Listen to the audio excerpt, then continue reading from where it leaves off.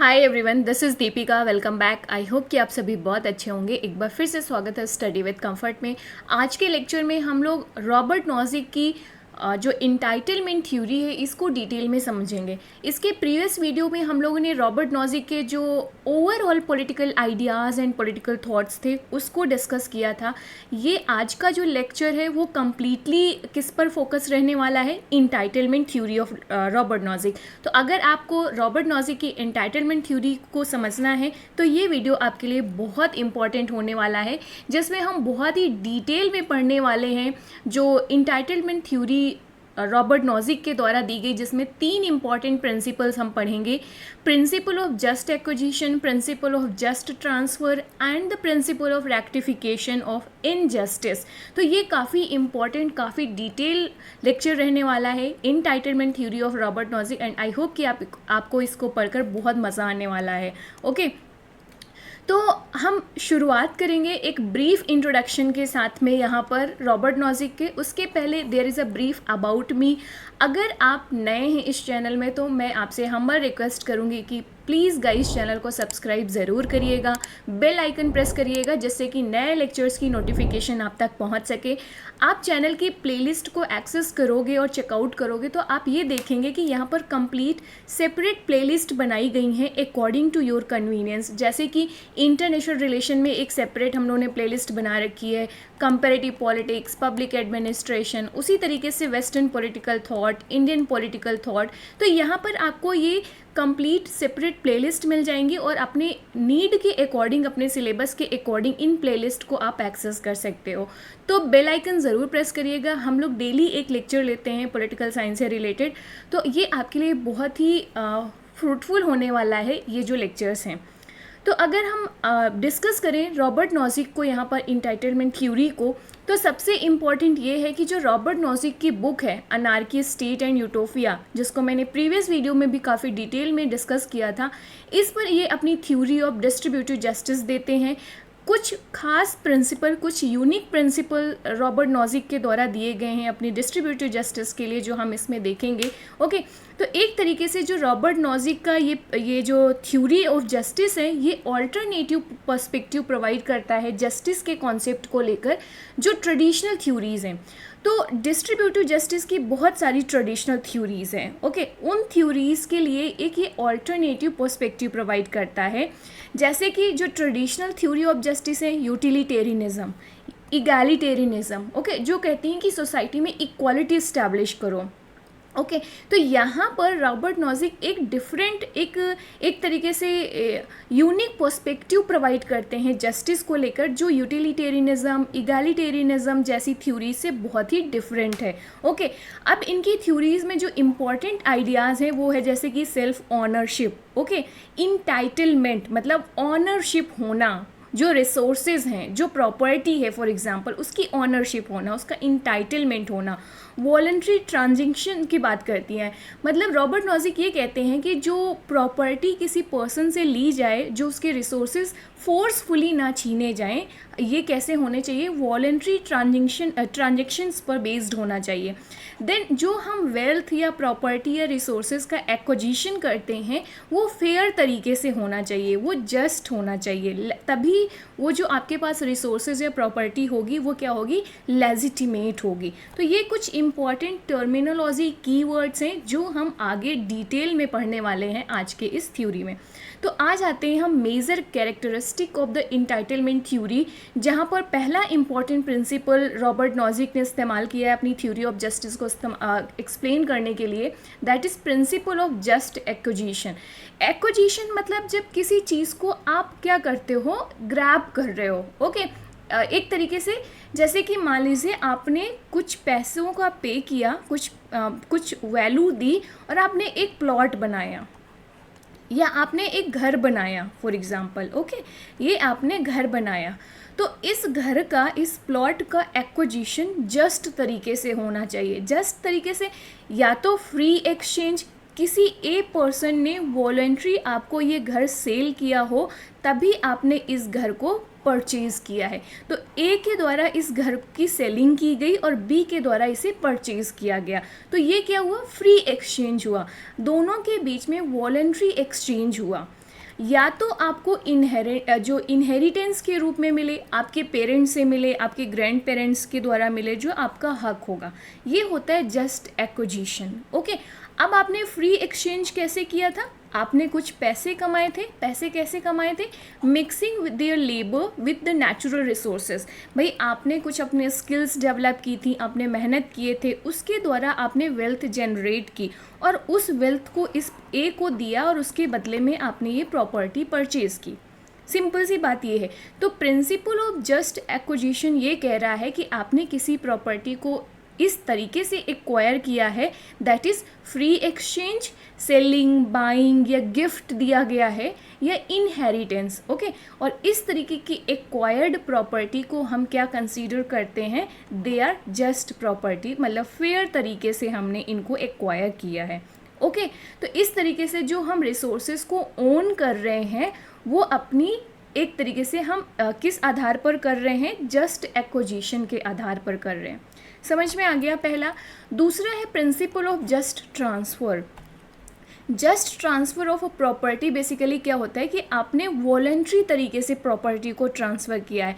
तो जब प्रॉपर्टी के लेन देन में या रिसोर्सेज के लेन देन में जो पार्टीज़ इन्वॉल्व हैं वो वॉलंटरी इस प्रोसेस में इन्वॉल्व हो रही हैं। ओके, वॉलंटरी एक्सचेंज करने को एग्री हुई हैं इस ट्रांजेक्शन को। ओके, अब यहाँ पर आप देखो, जैसे कि मान लीजिए बाइंग, सेलिंग एंड गिफ्टिंग, ये भी आप इस तरीके से देखो। तो जो ट्रांसफ़र कर रहे हो आप किसी को, वो भी किस तरीके, उसका भी तरीका जो है, वो मैकेनिज़्म है, वो भी जस्ट होना चाहिए। Okay, freely chosen bye all the parties. इसके बाद से principal of rectification of injustice की अगर हम बात करें, जो थर्ड प्रिंसिपल है इंटाइटलमेंट थ्योरी में, जो रॉबर्ट नॉजिक के द्वारा दिया गया, तो रॉबर्ट नॉजिक कहते हैं कि इस प्रोसेस में जहाँ पर एक्सचेंज हो रहा है प्रॉपर्टीज़ का, या जो प्रॉपर्टीज़ हम एक्यूमुलेट कर रहे हैं, वेल्थ या जो रिसोर्सेज हम एक्यूमुलेट या एक्वायर्ड कर रहे हैं, वो due to the our productive activities and voluntary exchange के द्वारा कर रहे हैं। ओके, प्रोडक्टिव एक्टिविटीज़ मतलब हमने अपनी कुछ स्किल के बेसिस पे कुछ अर्न किया, कुछ वेल्थ जनरेट किया, फिर हमने म्यूचुअली एक्सचेंज किया, फिर कुछ रिसोर्सेज हमने ऑन किए। ओके, वो कुछ भी हो सकता है। तो प्रोडक्टिव एक्टिविटीज़ मतलब आपने अपने लेबर का इस्तेमाल किया, नेचुरल रिसोर्सेज के साथ में मिक्स करके कुछ वैल्यूएबल प्रोड्यूस किया, और वो जो प्रोड्यूस आपने किया यहाँ पर, उस पर आपका इंटाइटलमेंट है, आपका इसमें हक है, आपकी ऑनरशिप है। तो इस प्रक्रिया में हो सकता है अनइक्वल आउटकम्स आएँ।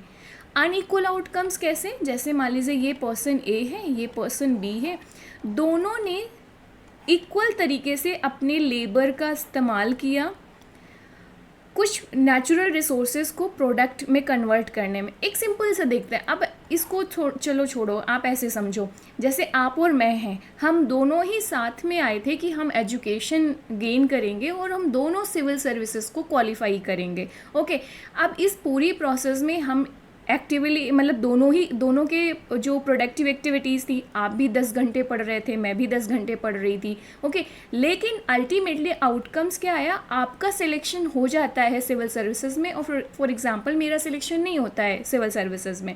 तो ऐसे सिचुएशन में क्या हुआ? आउटकम्स क्या आए? अनइक्वल आउटकम्स आए, जबकि हमने जो मेहनत थी वो साथ में इक्वल करी थी, बट आपका सिलेक्शन हो गया, मेरा नहीं हुआ, अनइक्वल आउटकम्स आए। तो यहाँ पर ये अनइक्वल आउटकम्स कैसे आए?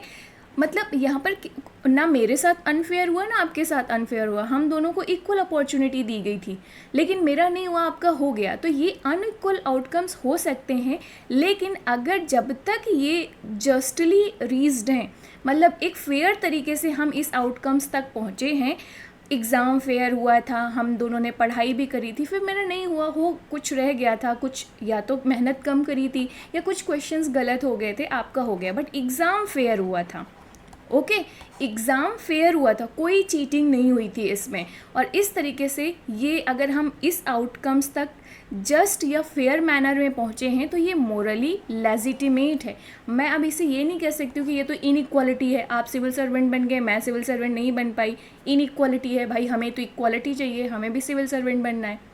ओके, तो इस डायमेंशन में बात करते हैं जो रॉबर्ट नॉजिक हैं कि किस तरीके से इस प्रोसेस में जहाँ पर एक्विजिशन ऑफ वेल्थ हो रहा है, ओके, उस प्रोसेस में जो आउटकम्स हैं वो अनइक्वल हो सकते हैं, लेकिन ये अनइक्वल आउटकम्स तब तक मोरली लेजिटिमेट हैं जब तक इन आउटकम्स पर हम जस्टली पहुँचे हों। अब इसका ये फेयर हमने तो समझ लिया, दूसरा तरीका समझते हैं इसको।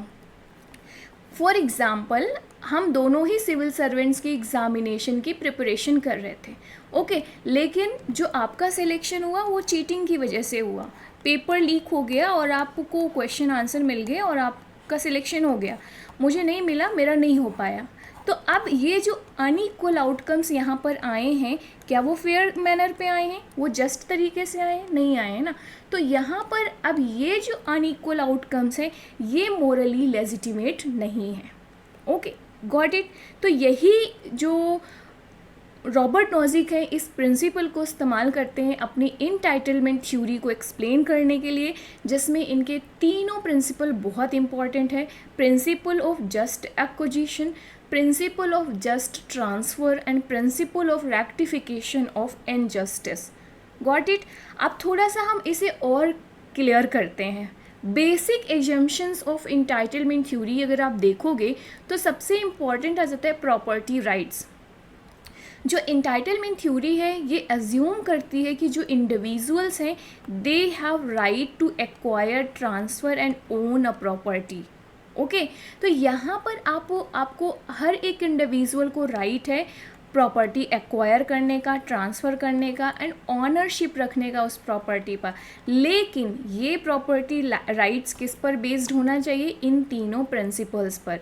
Principal of just acquisition, principle of just transfer and principle of rectification of injustices.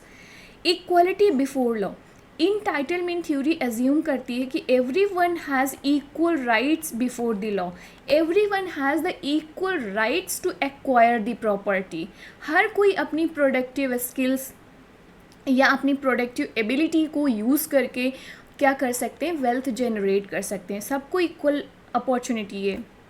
Okay, then voluntary exchange theory suggest करती है कि जो इंडिविजुअल हैं ये फ्री हैं जो वॉलेंट्री एक्सचेंज में एंटर करने के लिए। मैं फ्री हूँ अपनी जो मेरी वेल्थ है, जो जिस प्रॉपर्टी पर मेरी ऑनरशिप है उसको सेल करने के लिए, उसको गिफ्ट करने के लिए। सो म्यूचुअल एक्सचेंज करने के लिए इंडिविजुअल्स फ्री होने चाहिए, वॉलेंट्री एक्सचेंज होना चाहिए, ना कि फोर्सफुल कि गवर्नमेंट आकर मुझे कहे कि भाई इस प्रॉपर्टी को आप डोनेट कर दो, इस प्रॉपर्टी को आप किसी और को दे दो। तो ये फोर्सफुल नहीं होना चाहिए। ये कैसे होना चाहिए? वॉलेंट्री एक्सचेंज होना चाहिए, मैंने अपनी मर्जी से दिया हुआ होना चाहिए। ओके, तो ये बहुत इम्पॉर्टेंट प्रिंसिपल्स और कॉन्सेप्ट हैं इंटाइटलमेंट थ्योरी के जो रॉबर्ट नॉजिक के द्वारा दिया गया। यहाँ पर दो चीज़ें आप फिर से समझ लो जो एप्लीकेबल होती हैं इस थ्योरी में। तो इस थ्योरी को देने के लिए जो इंटाइटलमेंट थ्योरी को डेवलप करने के पीछे दो रीज़न हैं रॉबर्ट नॉजिक के। पहला एक ये कि भाई स्टेट है वो मिनिमल होना चाहिए। मिनिमल स्टेट का सिंपल मीनिंग होता है कि वह स्टेट जिसका रोल लिमिटेड हो सोसाइटी पे। अब ये लिमिटेशंस कैसे हम आइडेंटिफाई करेंगे स्टेट के लिए कि भाई इंडिविजुअल का जो रोल है उसका काम है इंडिविजुअल्स की राइट्स को प्रोटेक्ट करना, और जो सोसाइटी या स्टेट हैं वहाँ पर लॉ एंड ऑर्डर को मेंटेन करना या ऐसी कंडीशंस को मेंटेन करना जहाँ पर प्रॉपर्टी या वेल्थ का acquisition and transfer just manner पे हो सके, ओके, फेयर मैनर पे हो सके, ऐसी कंडीशंस बनाना। तो ये स्टेट का रोल है।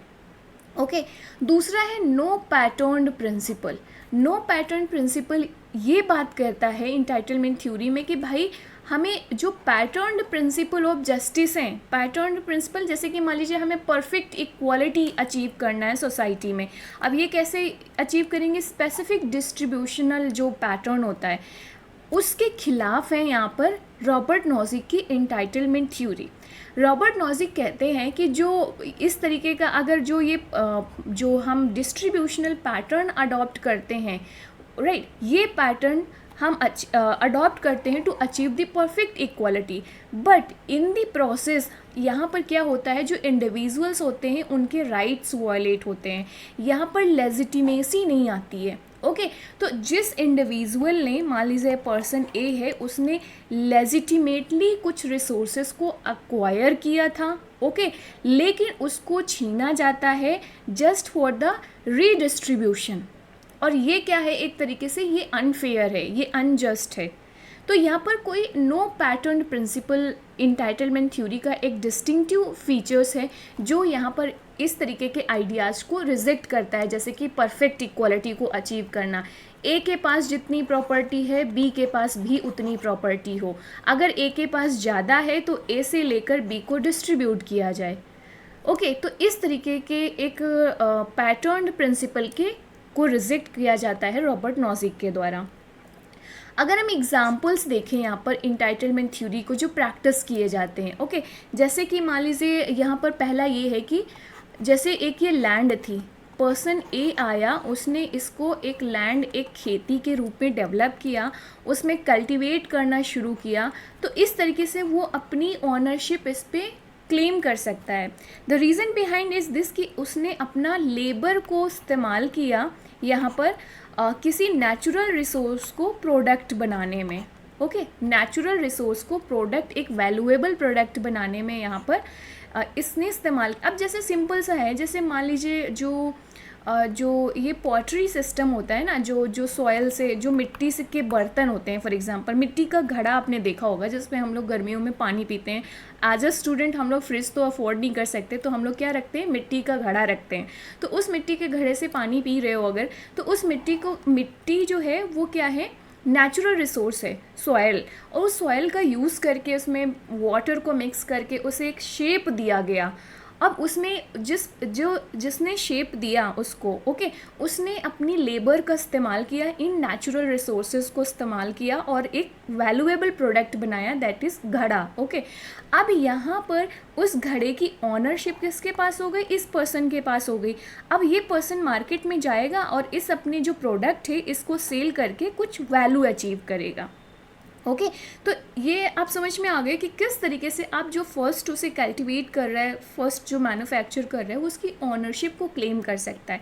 इसी तरीके से इंटेलेक्चुअल प्रॉपर्टी में ये एप्लीकेबल है। आपने एग्जांपल दे सकते हो कि किस तरीके से अपनी क्रिएटिविटी का इस्तेमाल करके कुछ हम बनाते हैं, कुछ डिस्कवर करते हैं, कुछ इनोवेट करते हैं। फॉर एग्जांपल जैसे मान लीजिए बुक, किसी ने क्या किया, अपनी क्रिएटिविटी का इस्तेमाल किया और एक बुक बनाई, एक बुक लिखी, और वो बुक की ऑनरशिप फिर किसके पास रहेगी, उस पर्सन के पास जिसने इस बुक को लिखा है, जो ऑथर है उसके पास। तो वो अपना इंटेलेक्चुअल प्रॉपर्टी की जो ऑनरशिप है इस बुक पे, इसके तहत अपनी ऑनरशिप क्लेम करेगा। ओके ये हो गया। देन ऐसे इसी तरीके से बहुत सारे एग्जांपल्स भरे पड़े हुए हैं जो आप इसमें देख सकते हैं कि किस तरीके से इंटाइटलमेंट थ्योरी प्रैक्टिस में रहती है। आज के टाइम पे अभी जो कंटेंट क्रिएशन जिस तरीके से चल रहा है, प्रैक्टिस में बहुत ज़्यादा है, तो पॉपुलैरिटी भी मिल रही है कंटेंट क्रिएशन। तो जो कंटेंट क्रिएट करता है उस जो क्रिएटर है उसके पास उसका कॉपीराइट होता है। तो अगर कोई इस्तेमाल करता है उस चीज़ को, तो वहाँ पर कॉपीराइट क्लेम आ जाएगा, या कॉपीराइट के जो राइट्स हैं उस पर्सन के, क्रिएटर्स के, वो वायलेट होंगे, तो वो इसके खिलाफ एक्शन भी ले सकता है। ओके तो ये चीज़ें हो गई। तो यहाँ पे समझ में आया कि किस तरीके से इंटाइटलमेंट थ्योरी हम प्रैक्टिस पे लेते हैं। अब इतनी चीज़ें हैं तो आपको ये भी समझ में आ रहा होगा कि इसके क्रिटिसिज्म भी बहुत ज़्यादा हुए होंगे, कि जिस तरीके से वो ये कह रहे हैं कि भाई नहीं, जो हमारी मर्जी, हम जितना प्रॉपर्टी एक्यूमुलेट करें, कोई हमसे प्रॉपर्टी छीने ना। ओके तो समाज में तो इस तरीके से बहुत ज़्यादा इनइक्वालिटी आ जाएगी, जो क्रिटिक्स हैं वो कहते हैं। तो क्रिटिक्स यहाँ पर कई तरीके से क्रिटिसाइज़ करते हैं इंटाइटलमेंट थ्योरी को। पहला है डिस्ट्रीब्यूशन ऑफ द वेल्थ। जो क्रिटिक्स हैं वो कहते हैं कि भाई जो रॉबर्ट नॉजिक हैं ये तो importance of equal distribution of the resources के ही खिलाफ हैं, और इस तरीके से हम सोसाइटी, एक जस्ट सोसाइटी या सोसाइटी में सोशल ऑर्डर कैसे बनाएंगे। एक लोग बहुत अमीर हैं, कुछ लोग बहुत गरीब हैं, इनइक्वालिटी है, इस तरीके से सोसाइटी में तो इनस्टेबिलिटी आ जाएगी। ओके तो डिस्ट्रीब्यूशन ऑफ वेल्थ की जो इम्पोर्टेंस है वो कहीं ना कहीं इग्नोर की गई है रॉबर्ट नॉजिक के द्वारा, ऐसा क्रिटिक्स मानते हैं। दूसरा है हिस्टोरिकल इनजस्टिस। कुछ क्रिटिक्स कहते हैं कि नॉजिक भाई ठीक है, आप ये चीज़ें तो कह रहे हो, but what about the historical injustice, what about those peoples, those communities जिनके साथ पास्ट में इनजस्टिस हुआ है और उस इनजस्टिस की वजह से आज उनका जो उनका अपलिफ्टमेंट है वो नहीं हो पाया। ओके, बहुत सारे फैक्टर्स आपको हर एक सोसाइटी में देखने को मिल जाएंगे ये। ओके, जैसे तो अब यहाँ पर जो ये क्रिटिसिज्म है हिस्टोरिकल इनजस्टिस को, जो कहीं ना कहीं इनइक्वालिटीज़ क्रिएट करता है, चाहे वो वेल्थ जनरेशन में हो, चाहे वो प्रॉपर्टी में हो, तो इंटाइटलमेंट थ्योरी इस मुद्दे को, इस मैटर को या इस प्रॉब्लम को एड्रेस नहीं करती है।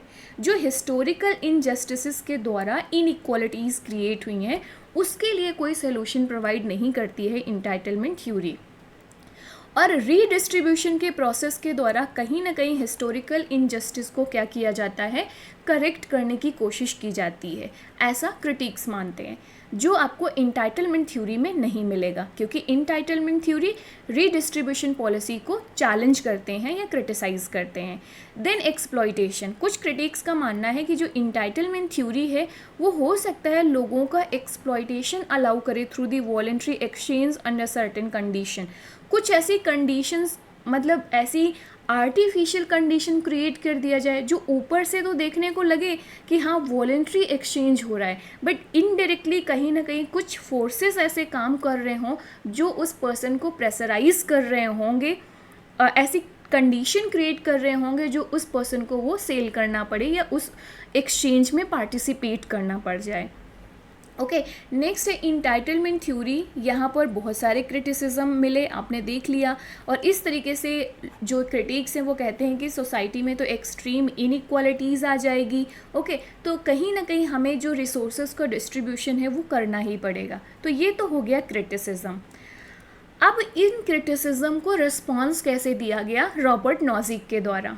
तो रॉबर्ट नॉजिक कहते हैं कि हमें आपकी बात समझ में आ रही है, लेकिन इस तरीके से जो फोर्स्ड रीडिस्ट्रीब्यूशन है वो कहीं ना कहीं उस इंडिविजुअल के जो राइट्स हैं उसको वायलेट कर रहा है, क्योंकि इंडिविजुअल को राइट है to acquire and transfer a property, और अगर आप फोर्स्ड रीडिस्ट्रीब्यूशन कर रहे हो तो इसके द्वारा आप उस इंडिविजुअल के राइट्स को वायलेट कर रहे हो।